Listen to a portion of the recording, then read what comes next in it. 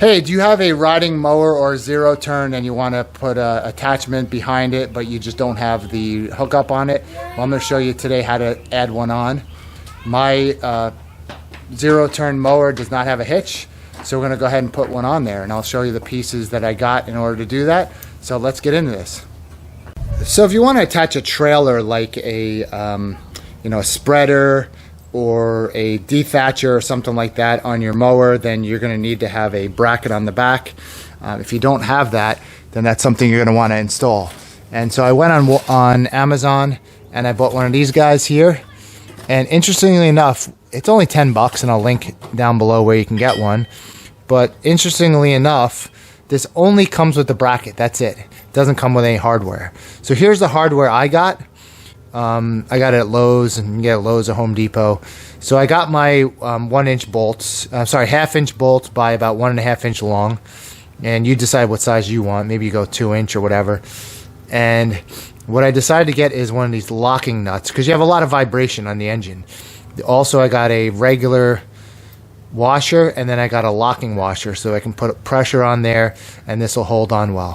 So basically, we're going to go ahead and drill a hole for this guy right here. Find the right spot, drill a hole there, and then we're going to attach this on here. So watch me do this.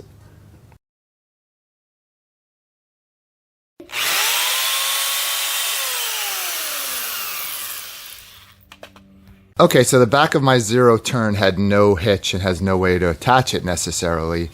But as you can see here, I already started drilling tiny holes, and I had gotten myself this hitch thing here and lined this up to where I want that to be. And basically I want that to be pretty much in the center of the mower right here. So I drilled tiny pilot holes to start. This thing, interestingly enough, came, and I'll link where I got this. This came for about 10 bucks, and it's a nice piece of metal, so it's definitely solid and good, so I can definitely recommend this. But it did not come with any bolts. So I had to go ahead and get my own bolts, which I did. I went to my local hardware store or national hardware store and got myself some bolts. I went with 3/8 inch. So there are my bolts. What I went with was a bolt, a washer, a lock washer, and then a lock nut. And why did I do that? Because there's going to be a lot of vibration when you're riding your mower, so you want to make sure that this thing's going to hold on really well. Now the other thing is, the reason why I went with 3/8 is because I took a 1/2 inch and I realized that that's a little bit too big for this, maybe the exact size, but probably a little bit too big. So 3/8 seems to be about the right size to get in there. So that's what I would recommend. I tried drilling with my 3/8 into the back of this, but it was definitely too tight, so I started pilot holes with a 3/16 just to kind of get some holes there, and then I will drill the rest of the way with my 3/8 drill bit so that I'll be able to put that into here. So let's go do that next.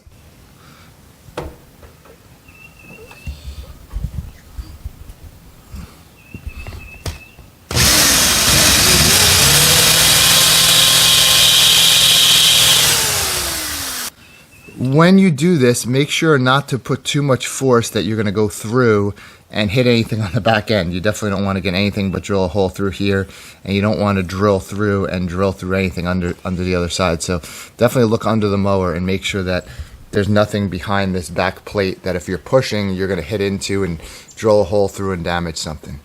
So go ahead and drill this hole.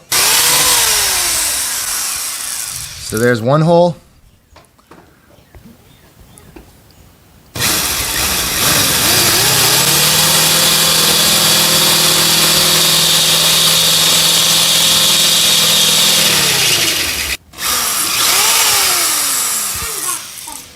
And there's the second hole, and by all means make sure you're wearing goggles and you're staying far enough away from this, because you definitely do not want one of these chips in your eye, that's for sure. Now that I have this, I'll basically take my bolts, line this guy up, and attach it in here. So let's do that next.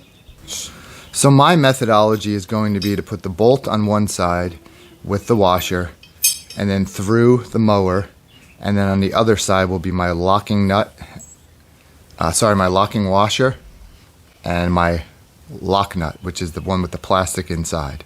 So we're going to go ahead and set that up.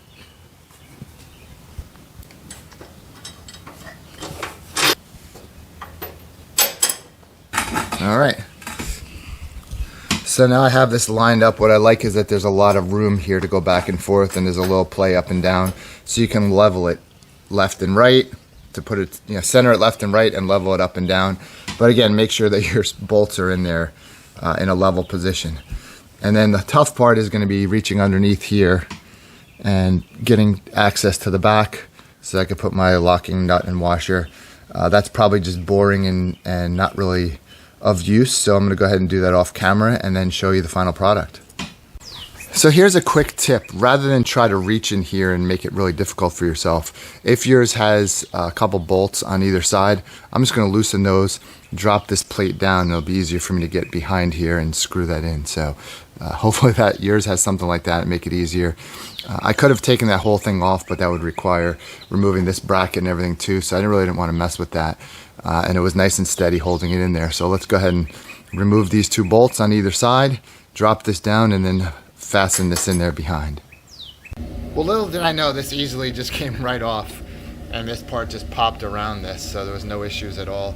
So I decided to take this off and put the bolts in there right now.